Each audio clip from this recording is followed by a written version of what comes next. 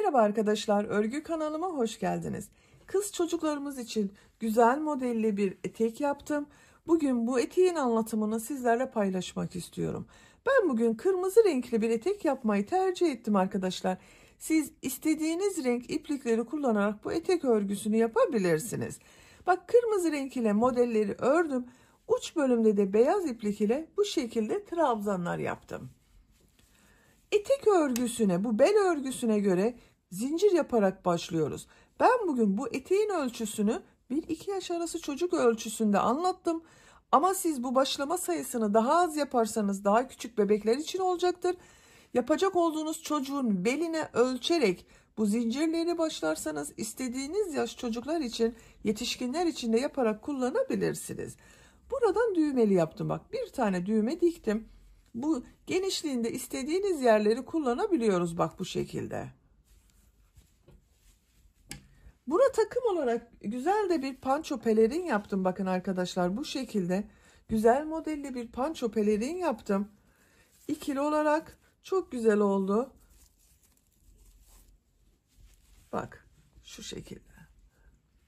Siz de bunun gibi güzel bir takım yapmak için pelerin yapmak isterseniz ben bu pançonun anlatımını yaptım. YouTube kanalıma yükledim. İzlediğiniz bu videonun açıklama bölümüne de bu pançonun olduğu linki ekliyorum arkadaşlar. Siz izlediğiniz bu videonun açıklama bölümünde bulunan tığ işi bebek pançosu linkine tıklarsanız bunun gibi güzel bir takım yapabilirsiniz. Dediğim gibi ben bu kırmızı renkleri kullandım ama siz istediğiniz marka iplik ve renkleri kullanarak örebilirsiniz. Kırmızı renk iplik olarak Nako Bebe 100 premium akrilik bir iplik. Bunu kullandım arkadaşlar. 100 gram iplikte 360 metre var. Bir yumak iplik kullandım. Bu beyaz yerde bak, beyaz iplik ile olarak da Polar Puffy markalı bir iplik. Bunu kullandım. 100 gram iplikte 160 metre var. 165 metre var. Polyester özellikli bir iplik ama yumuşak dokulu bakın. Tığ olarak 5 numara 3 milimetre tığ kullandım. Siz elinizin sıklığına göre istediğiniz numara tığları kullanabilirsiniz. İpliğe tığ hazırlayalım. Hep birlikte bu güzel ve kolay etek örgüsünü yapalım. Örgü kanalıma abone değilseniz abone olmayı unutmayın lütfen. Örgü kanalıma abone olmak ücretsiz. İzlediğiniz videolarıma beğeni ve yorumlarınızı da yaparsanız çok sevinirim arkadaşlar. Hepinize kolay gelsin. İyi çalışmalar.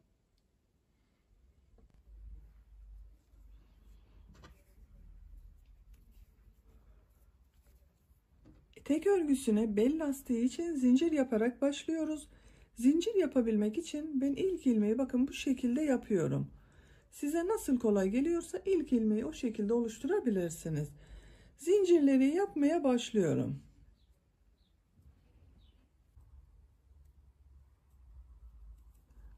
Yüz zincir yaptım ben. Siz bu zinciri bebeğinizin bel çevresine göre yaparsanız çok daha iyi olacaktır. Ben bugün standart ölçü ile yaptım. 100 zincir oldu. Bu zincirleri de çok sıkı yapmayalım. Bakın, çok sıkı olmayan bir zincir yaptım. Şimdiki sırada bunun üzerinden trabzan yapacağız ve lastik örgüsü yapacağız. Bakın, gayet yumuşak, esnek bir zincir yaptım. Bu 100 zincirin kaç santim olduğunu ölçüyorum. Başlangıcı bakın sıfıra tutuyorum. Zinciri çektirmeden ölçüyorum. 41 santim zincir uzunluğu var. Benim elimin sıklığına, ipimin kalınlığına ve tığ numarama göre 100 zincir 41 santim geldi. Bu zincir sayısı sizin elinizin sıklığına, tığ numaranıza ve ipinizin kalınlığına göre değişecektir. Dediğim gibi bu zinciri çok sıkı yapmayalım. Örgü daha güzel görünüyor. Trabzan yapmak için de 3 zincir daha yapıyorum. 2, 3. İpi tığın üzerine alıyorum. 1, 2, 3 ilmek atlıyorum. 4. ilmeğe trabzan yapıyorum. Diğer ilmekleri de trabzan olarak devam ediyorum.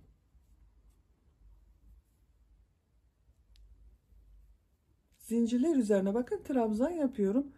Zincir çok sıkı olmadığı için kolay yapıyorum.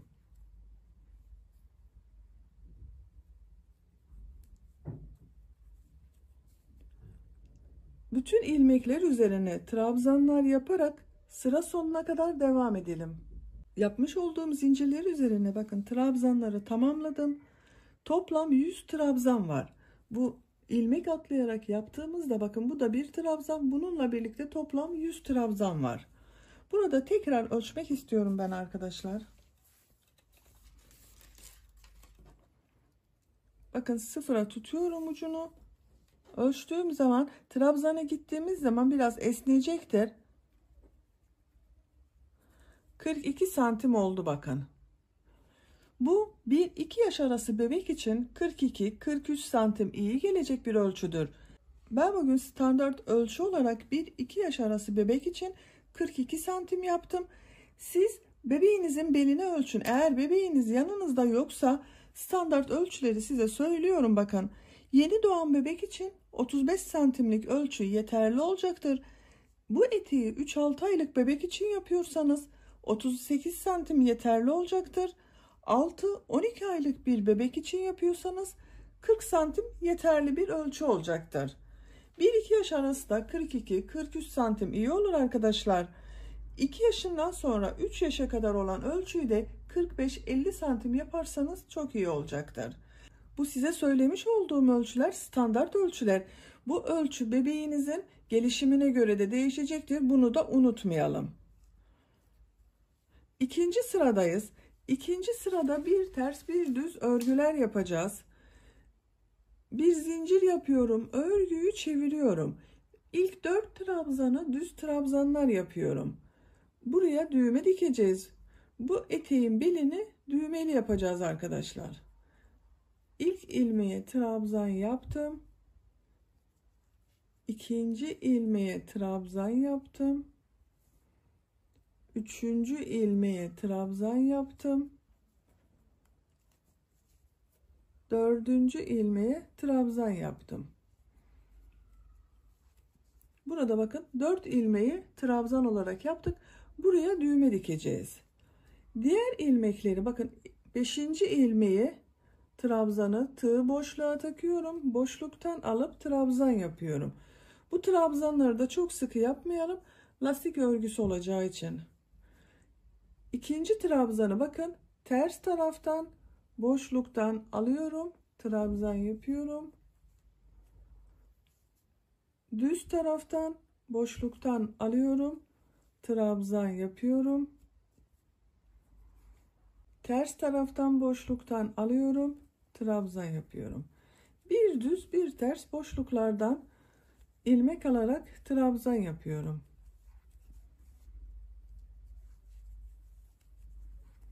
Bu şekilde. Bakın başta 4 ilmeği trabzan yaptık. Diğerlerini bir ters bir düz boşluklardan alarak trabzan yaptım. Sıra sonuna kadar devam edelim. İkinci sırada trabzanları bir ters bir düz boşluklardan alıp trabzan yaparak bakın sıra sonuna geldim. Bu şekilde gördüğünüz gibi lastik örgüsünü elde ettik. En son bakın 3 ilmek atlayarak oluşturduğumuz trabzan kaldı. Bunu da boşluktan alıyorum. Trabzan yapıyorum. İkinci sırayı böylece tamamlamış olduk. Üçüncü sıradayız. Üçüncü sırada trabzanları nasıl görüyorsak o şekilde boşluklardan alarak trabzan yapacağız. Bu gördüklerimizi bir ters bir düz boşluklardan alıp yapacağız. Sıra sonunda bakın burada bulunan bu düz trabzanı da tepe noktasına batarak trabzan yapacağız.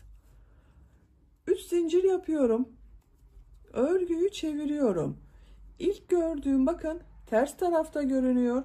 Ters taraftan boşluktan alıp trabzan yapıyorum. Diğeri düz tarafta görünüyor. Düz taraftan boşluktan alıp trabzan yapıyorum. Ters tarafta görünüyor. Ters taraftan boşluktan alıp trabzan yapıyorum. Düz görünüyor. Düz taraftan boşluktan alıp trabzan yapıyorum. Ters de görünüyor. Ters taraftan boşluktan alıp trabzan yapıyorum.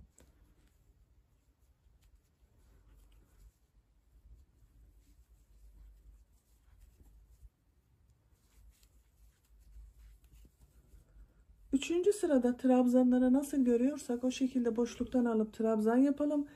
Sıra sonunda bu 4 ilmeği tepe noktasına batarak yapalım. Zincir çekip geriye dönelim. Tekrar nasıl görüyorsan o şekilde boşluklardan alarak trabzan yapalım. Lastik örgüsü artık bu şekilde devam edecek arkadaşlar. Yapacak olduğunuz bebeğin büyüklüğüne ve tercihinize göre sıra sayısı değişecektir. Benim yapacağım ölçüde bir etek için 5-6 sıra yeterli olacaktır. Bu şekilde trabzanları nasıl görüyorsam boşluklardan alıp trabzan yaparak istediğimiz ölçüye kadar tamamlayalım. Lastik örgüsünü yeterince ördüm. Kaç sıra ördüğümü sayıyorum. 1, 2, 3, 4, 5 sıra sonunda benim için gerekli yüksekliği elde ettim. Santimetre olarak da ölçmek istiyorum arkadaşlar.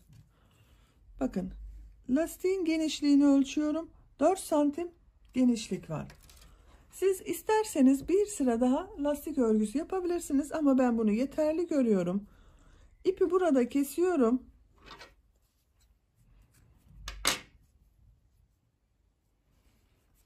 Şimdi bu lastik örgüsünü birleştireceğiz, modelleri yerleştireceğiz. Bakın, kesmemizin sebebi bu, şu şekilde üst üstüne gelmesi gerekiyor. Üst üstüne getiriyorum. Model yerleştirmek için bakın, buradan lastik örgüsünün olduğu taraftan başlangıç yapacağız. Buraya düğmelerini dikeceğiz. Buranın altta kalması gerekiyor. Alt tarafta kalacak. Bu lastikli bölüm üst tarafa gelecek şekilde birleştiriyoruz. İlk ilmeğe tığ takıyorum. Bakın, lastik örgüsünün olduğu taraftan ilk ilmeğe tığ taktım.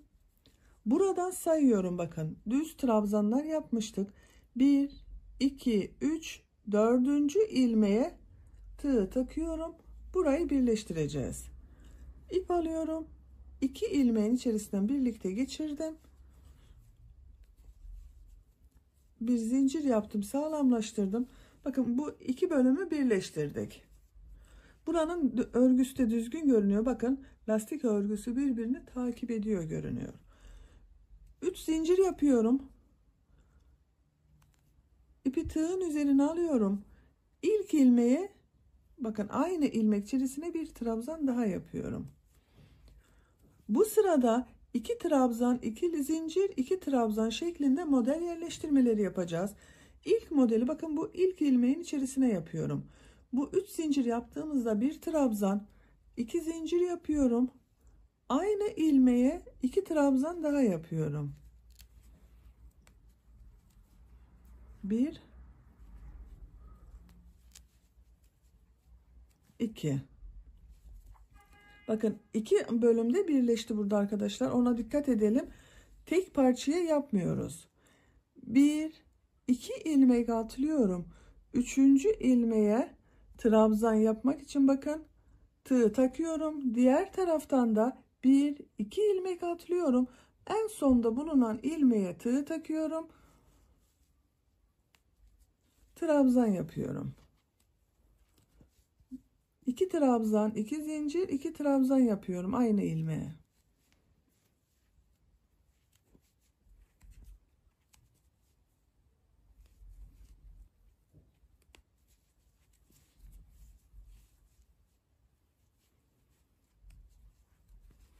Bakın, 2 model yaparak burayı da birleştirmiş olduk. İpi tığın üzerine alıyorum. 2 ilmek atlıyorum. Artık bakın, tek devam ediyor. Birleşti burası. İkisi burada bekliyor. 2 ilmek atlıyorum. 3. ilmeğe 2 trabzan, 2 zincir, 2 trabzan yapıyorum.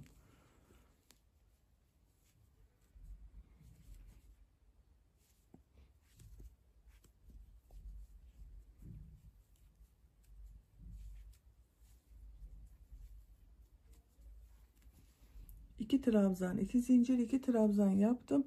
2 ilmek atlıyorum. 3. ilmeğe 2 trabzan, 2 zincir, 2 trabzan yapıyorum.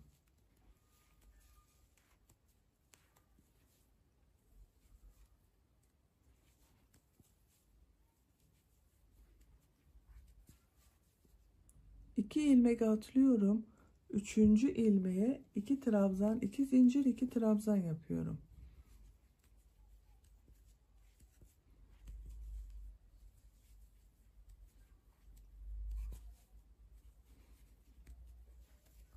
Bakın, modellerimizi böyle yerleştiriyoruz. İlk sırada bu şekilde Bir ilmeğe 2 trabzan, 2 zincir, 2 trabzan yapıyoruz. 2 ilmek atlıyoruz. 3. ilmeğe tekrar 2 trabzan, 2 zincir, 2 trabzan yapıyoruz. Sıra sonuna kadar devam edelim. Model bölümünde birinci sırada 2 trabzan, 2 zincir, 2 trabzan şeklinde modelleri yerleştirerek bakın sıra sonuna kadar tamamladım. Görüntü olarak böyle oldu. Kaç model yerleştirdiğimi sayıyorum. 2, 4, 6, 8, 10, 12, 14, 16, 18, 20, 22, 24, 26, 28, 30, 32 model yerleşti bir sıraya arkadaşlar. Siz de benimle aynı sayıda başladıysanız 32 model olacaktır. Daha az başladıysanız daha az sayıda model olacaktır. Bu en son yaptığım bakın model ile ilk modeli birleştireceğiz. Burada bir ilmek kaldı. Model yerleştirme sırasında olduğumuzdan o bir ilmek atlamada hiçbir sorun olmayacaktır. En son modeli yaptım. Bu sıra başında 3 zincir yaparak bir trabzan oluşturmuştum. Bu son zincirin üzerine tığ takıyorum. İlmek alıp bakın içerisinden çektim. Tığın üzerinde bulunan ilmekten de çektim. Burayı birleştirdim. İkinci sıradayız. İkinci sırada modeli yapmak için bu bakın model ortasında bulunan 2 zincirli boşluğa geçmem gerekiyor. Kaydırma yapıyorum. İlk bakın trabzan üzerine tığ takıyorum. İp alıp çektim. Tığın üzerinde bulunan ilmekten de çektim. 2 zincirlik boşluğa tığ taktım. İlmek aldım. Tığın üzerinde bulunan ilmekten de geçtim. Bakın 2 zincirli boşluktayım. 1, 2, 3 zincir yapıyorum. Bu 2 zincirli boşluğa 2 trabzan, 2 zincir, 2 trabzan yapacağız. Bu 3 zincir de 1 trabzan oluyor. Bakın 2 zincirli boşluğa 1 trabzan yapıyorum. 2 zincir yapıyorum. Aynı boşluğa 2 trabzan daha yapıyorum.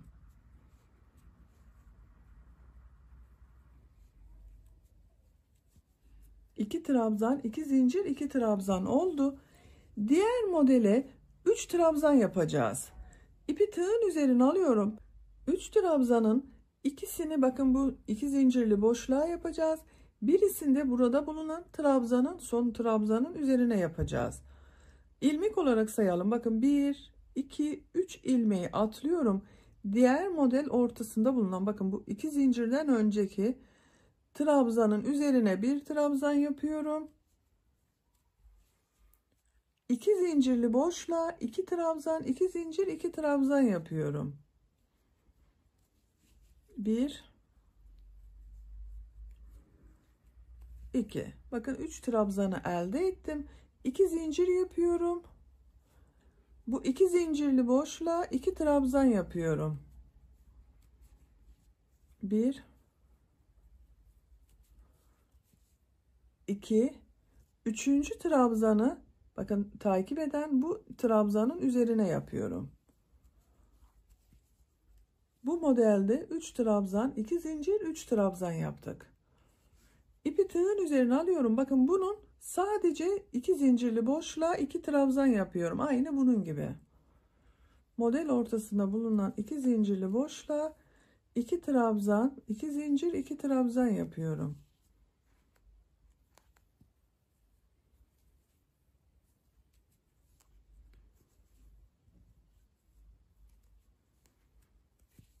Bakın bunu sadece 2 trabzan, 2 zincir, 2 trabzan yaptım. Diğer modeli 3 trabzanlı yapacağız. Aynı bunun gibi yapacağız. 2 zincirden önce bulunan trabzan üzerine bir trabzan yapıyorum. 2 zincirli boşluğa 2 trabzan, 2 zincir, 2 trabzan yapıyorum.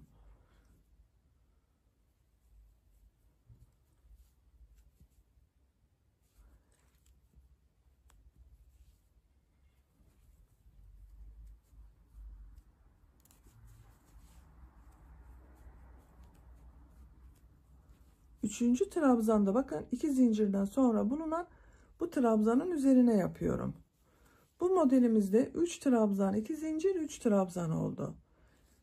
Diğer modeli ortada bulunan bakın 2 zincirli boşluğa 2 trabzan, 2 zincir, 2 trabzan yapıyorum.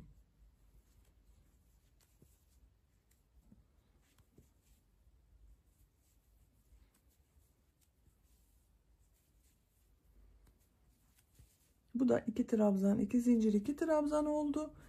Bu modeli 3 trabzanlı yapıyoruz. Bakın 2 zincirden önce bulunan trabzan üzerine bir trabzan yapıyorum. 2 zincirli boşla 2 trabzan yapıyorum. 3 trabzan burada oluştu. 2 zincir yapıyorum. Bu 2 zincirli boşla 2 trabzan yapıyorum.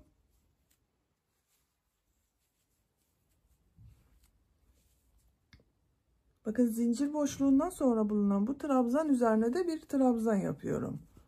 3 trabzan, 2 zincir, 3 trabzan oldu.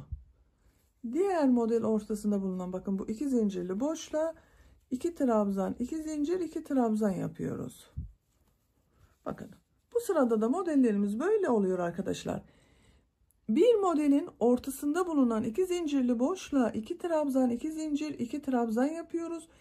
Diğer modelin ortasında bulunan bakın boşluktan önce bulunan trabzan üzerine bir trabzan yapıyoruz.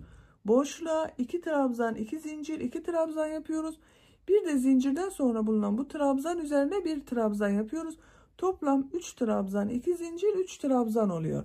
Diğer modelde yine 2 zincirli boşluğa 2 trabzan, 2 zincir, 2 trabzan yapıyoruz. Sıra sonuna kadar bu şekilde devam edelim. Model bölümünde ikinci sırada modelin birisine 2 trabzan, 2 zincir, 2 trabzan yaptık. Diğer modeli 3 trabzan, 2 zincir, 3 trabzan şeklinde yaptık. Sırayı tamamladım. Bakın sıra başında 2 trabzan, 2 zincir, 2 trabzan olarak başlamıştım. Sıra sonunda olan model 3 trabzan, 2 zincir, 3 trabzan oldu.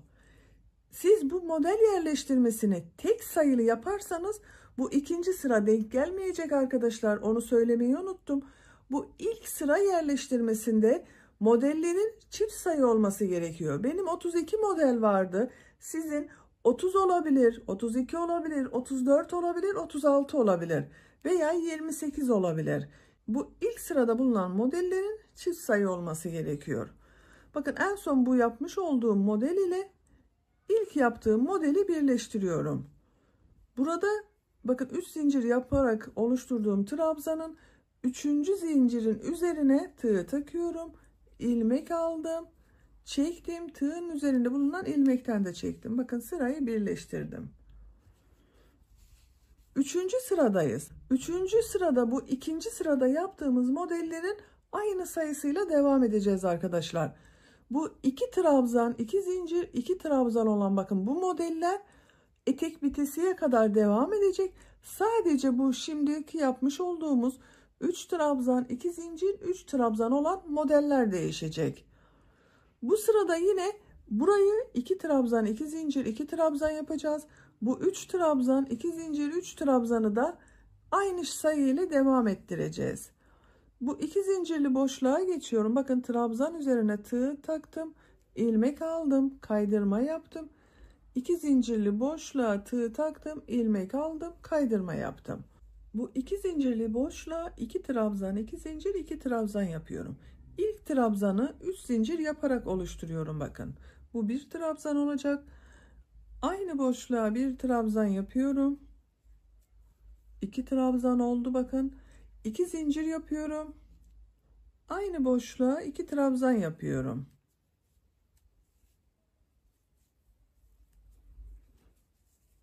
İki trabzan, 2 zincir, 2 trabzan oldu burası.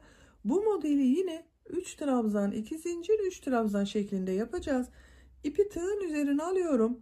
Bakın 1, 2, 3 ilmek atlıyorum. Burada bulunan bu 2 trabzanın üzerine trabzan yapıyorum. 1, 2, bu zincirli boşluğa bir trabzan yapıyorum. Bakın bu sırada boşluğa bir trabzan yaptık. 2 trabzanın üzerine 2 trabzan yaptık. 3 trabzan oluştu. 2 zincir yapıyorum. 2 zincirli boşluğa bir trabzan yapıyorum. Burada bulunan bakın bu 3 trabzanın ilk 2 trabzanın üzerine trabzan yapıyorum.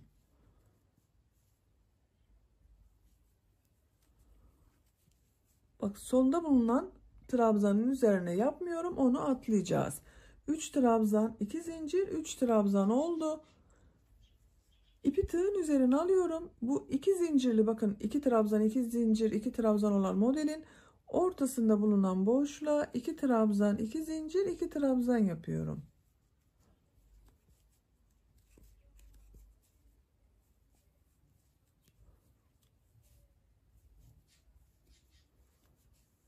İki trabzan, 2 zincir, 2 trabzanı yaptım.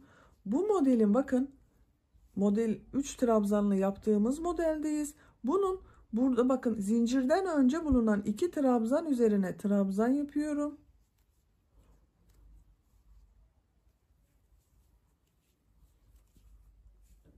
İki zincirli boşluğa bir trabzan yapıyorum. 3 trabzanı elde ettim. 2 zincir yapıyorum. Bu boşluğa bir trabzan yapıyorum. Takip eden bakın bu 2 ilmek üzerine trabzan yapıyorum.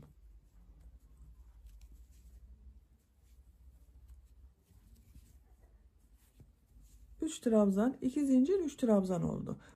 Burada dikkat etmemiz gereken arkadaşlar bakın bu 3 trabzanlı olan model sırasında ilk ilmeği atlıyoruz. 2 ve 3. ilmeğe trabzan yapıyoruz. Boşluğa bir trabzan yapıyoruz. 2 zincir yapıyoruz. Takip eden bakın bu 3 trabzandan ilk 2 trabzana trabzan yapıyorum. Üçüncüyü atlıyorum. Başında ve sonunda bulunan ilmekleri boş bırakıyoruz. Diğerlerine trabzan yapıyorum. İpi tığın üzerine alıyorum. Bakın buna da 2 trabzan, 2 zincir, 2 trabzan yapıyorum.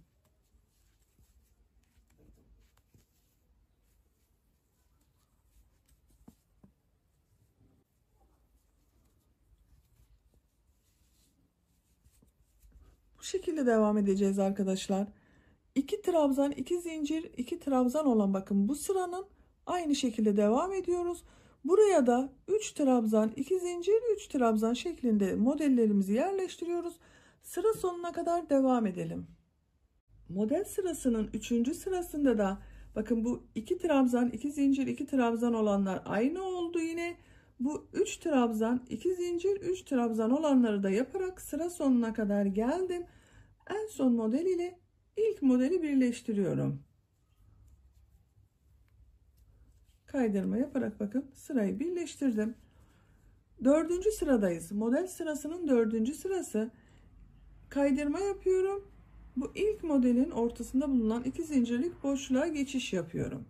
Bakın buradayım. 1, 2, 3 zincir yapıyorum. Bu boşluğa bir trabzan yapıyorum. 2 zincir. Aynı boşluğa 2 trabzan daha yapıyorum. Burası değişmedi. Bakın aynı oldu. Burada yine 3 trabzan, 2 zincir, 3 trabzan yapacağız. 1, 2 bakın 3 ilmeği atlıyorum. Burada bulunan 3 trabzanın ikinci ilmeğine trabzan yapıyorum.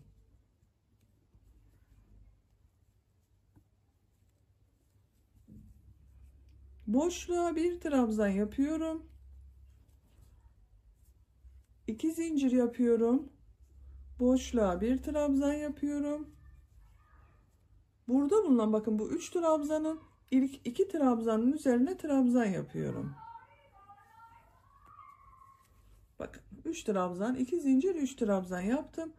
Bu 2 zincirli boşluğa bakın bu modelde 2 trabzan, 2 zincir, 2 trabzan yapıyorum.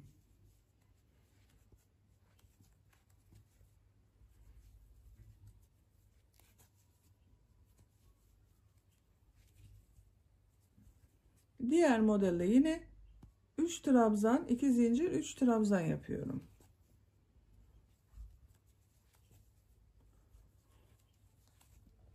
Bakın arkadaşlar modelimiz anlaşılmıştır. Artık eteğin örgüsü bu şekilde devam edeceğiz. Tamamını böyle bitirmeyeceğiz. Birkaç sıra daha bu 3 trabzan, 2 zincir, 3 trabzan yapacağız. Bu sıranın olduğu modelleri, bunları da yine 2 trabzan, 2 zincir, 2 trabzan şeklinde devam ettireceğiz. Yapacak olduğunuz bebeğin büyüklüğüne göre sıra sayısı değişecektir. Benim yapacağım ölçüde bir etek için bir 11-12 sıra kadar yapmam yeterli olacak. Birkaç sıra daha bu şekilde 3 trabzan, 2 zincir, 3 trabzan devam edeceğiz. Ondan sonra tekrar bunu 4 trabzan, 2 zincir, 4 trabzan şeklinde arttırma yapacağız. Arttırma yapacağımız yere kadar sıra sayısını tekrarlayarak devam edelim. Eteğin örgüsünde bu 3 trabzan, 2 zincir, 3 trabzan yaptığımız sayı ile 12 sıra olarak ben buraya kadar ördüm arkadaşlar.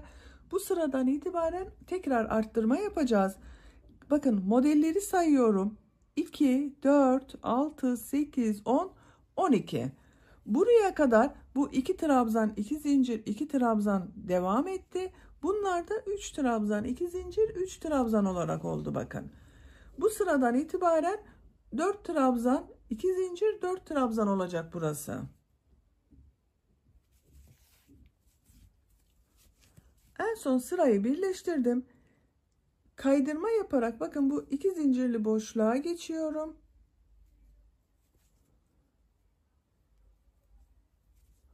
Buraya 2 trabzan, 2 zincir, 2 trabzan yapıyorum. 3 zinciri yaptım. Bakın ilk trabzan, 2 trabzan oldu. 2 zincir yapıyorum. Aynı boşluğa 2 trabzan yapıyorum.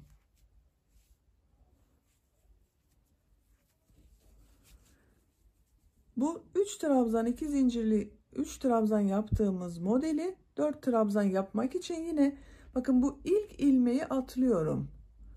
İkinci ve üçüncü ilmeğe trabzan yapıyorum.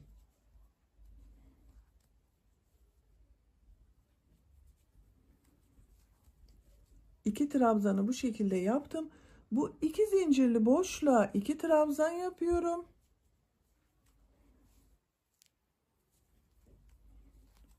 Burası bakın 4 trabzan oldu. 2 zincir yapıyorum. Bu boşluğa 2 trabzan yapıyorum. 1 2. Bakın bu takip eden 2 ilmek üzerine 2 trabzan yapıyorum.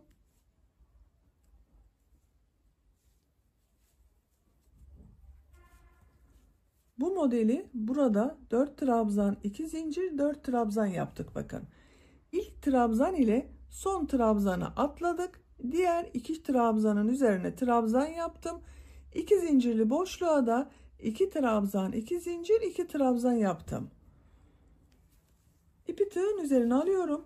Bakın bu modelin ortasında bulunan 2 zincirli boşluğa 2 trabzan, 2 zincir, 2 trabzan yapıyorum.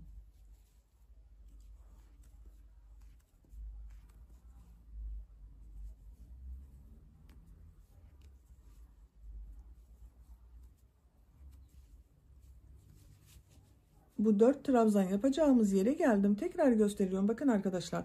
Burada bulunan bakın bu 2 zincirden önce 3 trabzan var. İlk trabzanı atlıyorum. İkinci ve üçüncü trabzanın üzerine trabzan yapıyorum.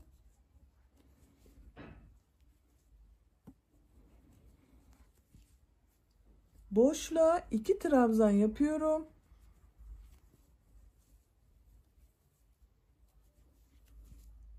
Dört trabzan oldu. 2 zincir yapıyorum. Boşluğa 2 trabzan yapıyorum.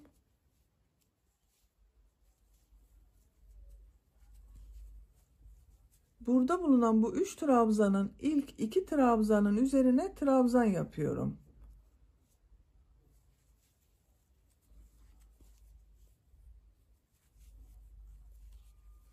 4 trabzan da buraya yaptık. Bakın son ilmeğe trabzan yapmıyorum. Onu atlayacağız.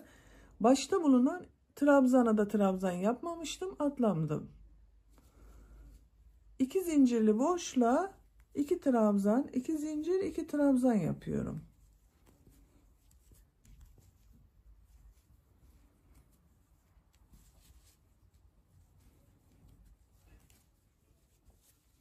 Bakın bu şekilde oluyor. Bu sırayı böyle devam edelim. Bu 2 trabzan, 2 zincir, 2 trabzan olan model devam edecek. Buralara da 4 trabzan, 2 zincir, 4 trabzan şeklinde yaparak sıra sonuna kadar devam edelim. Bu sırada modellerimizi bakın 2 trabzan, 2 zincir, 2 trabzan olan bu modeller aynı şekilde devam etti. 3 trabzan, 2 zincir, 3 trabzan yaptığımız yerde 2 zincirli boşluklara 2 trabzan, 2 zincir, 2 trabzan yaparak 4 trabzan, 2 zincir, 4 trabzan şeklinde oluşturduk arkadaşlar. Artık eteğin örgüsü bu 4 trabzan, 2 zincir, 4 trabzan olarak devam edecek bu model. Burası zaten değişmiyor. Aynı şekilde devam ediyor. En son model ile ilk modeli birleştiriyorum. Tığ taktım, ilmek aldım, çektim. Bu 2 zincirli boşluğa geçiyorum kaydırma yaparak. 3 zincir yapıyorum. 1 trabzan yapıyorum. 2 zincir yapıyorum. Aynı boşluğa 2 trabzan yapıyorum. Bu 4 trabzan, 2 zincir, 4 trabzan olan modelde bu 3 trabzanda yapmış olduğumuz gibi bu sıradan itibaren bu 2 zincirli boşluklara 1 trabzan, 2 zincir, 1 trabzan yapacağız. Arttırma yapacağımız için bu bir alt sırada 2 trabzan, 2 zincir, 2 trabzan yaptık. Burada 1 trabzan, 2 zincir, 1 trabzan yapacağız. Bakın bu 4 trabzanın ilk trabzanı atlıyorum. 3 trabzanın üzerine trabzan yapıyorum. 1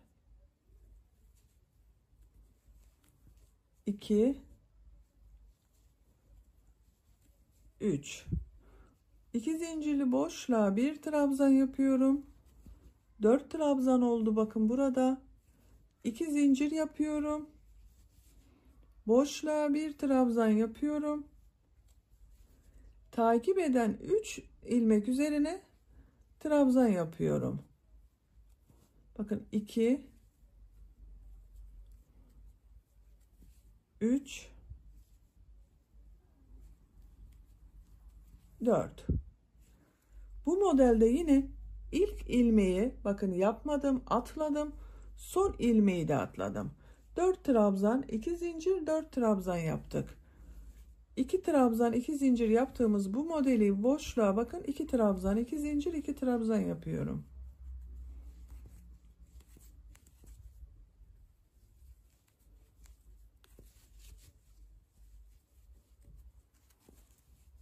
Buraya 4 trabzan yapmak için bakın burada zincirden önce bulunan 3 trabzan üzerine trabzan yapıyorum.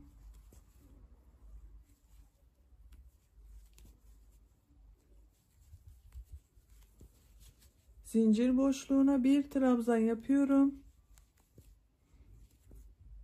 2 zincir yapıyorum. Zincir boşluğuna 1 trabzan yapıyorum.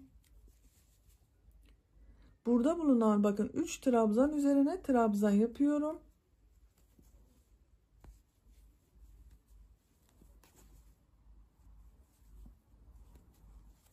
Son ilmek bakın boş kaldı. Buna trabzan yapmıyoruz. Burayı da 4 trabzan, 2 zincir, 4 trabzan oldu. Bakın modelimiz artık bu şekilde devam edecek arkadaşlar. Bu 2 trabzan, 2 zincir, 2 trabzan olarak devam edecek. Bu modelde 4 trabzan, 2 zincir, 4 trabzan olarak eteğin yüksekliğini bebeğinizin büyüklüğüne ve tercihinize göre istediğiniz kadar sıra sayısıyla tekrarlayarak tamamlayalım arkadaşlar. Etek örgüsünün model sırasını tekrarlayarak ben 19 model sırası yaptım arkadaşlar. Bak buradan sayıyorum. 1, 2, 3, 4, 5, 6, 7, 8, 9, 10, 11, 12, 13, 14, 15, 16, 17, 18, 19. 19 model sırası oldu. Santimetre olarak da ölçüyorum. 23 santimetre yükseklik var. Benim tercihime göre bu yükseklik yeterli. Siz biraz daha uzun olsun istiyorsanız 1-2 sıra daha bu şekilde 4 trabzan, 2 zincir, 4 trabzan olarak devam edebilirsiniz. Burada bitirmiyorum. Uç bölümünde bak böyle yumuşak bir iplik var. Polar markalı bir iplik. Bak etiketi bu arkadaşlar. Polar Puffy diye bir iplik. Kullandığım bu iplik üzerinde 100 gram iplikte polyester bir iplik. 165 metre var. Bakın dokusu şöyle. Bununla çevresinden üçlü trabzanlar yapıyorum. En son bak burada bitirdim. İlmek kaydırma yaparak sırayı birleştirdim. Buradan bir ilmek yapıyorum bak bu iplik ile. 3 zincir yapıyorum. Tığ üzerine 2 defa iplik doluyorum. İlk gördüğüm bu bak ilmek üzerine üçlü trabzan yapıyorum. 2 defa iplik doluyorum. Bak üçlü trabzanı bu şekilde yapıyorum. Tığ üzerine 2 defa iplik doluyorum. 3 defa da çıkarıyorum. Bak ilmeğe tığ taktım. İplik aldım. Tığ üzerinde 4 ilmek var bak. 1 2 3 defa da çıkarıyorum. Uzun yapıyorum bak biraz. 2 defa iplik doluyorum. Bak bu zincir yaptığımız yerlere de 2'şer defa üçlü trabzan yapıyorum. Daha dalga dalga dursun diye. Bak aynı 2 zincir üzerine bir üçlü trabzan daha yapıyorum.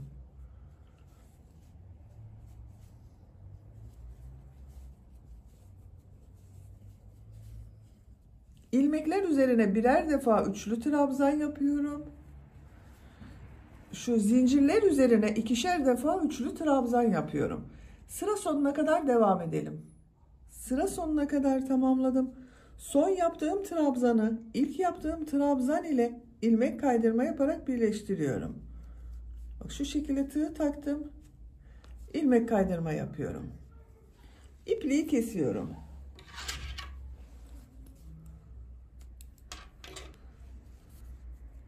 Bakın arkadaşlar. Çok güzel oldu.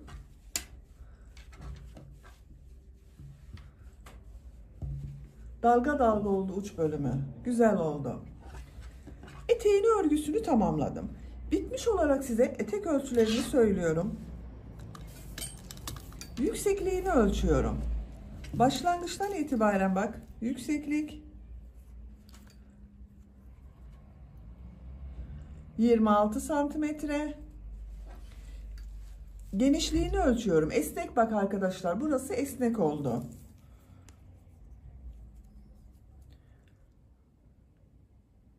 ...22 santimetre esnek haliyle daha geniş oluyor. Açık olarak bak etek burasını ölçüyorum. 47 santimetre. Bu ölçüde 1-2 yaş arası çocuklar için çok güzel oldu. Bakın düğmesini de ben diktim buraya. Düz trabzan yaptığım yere düğmeyi diktim.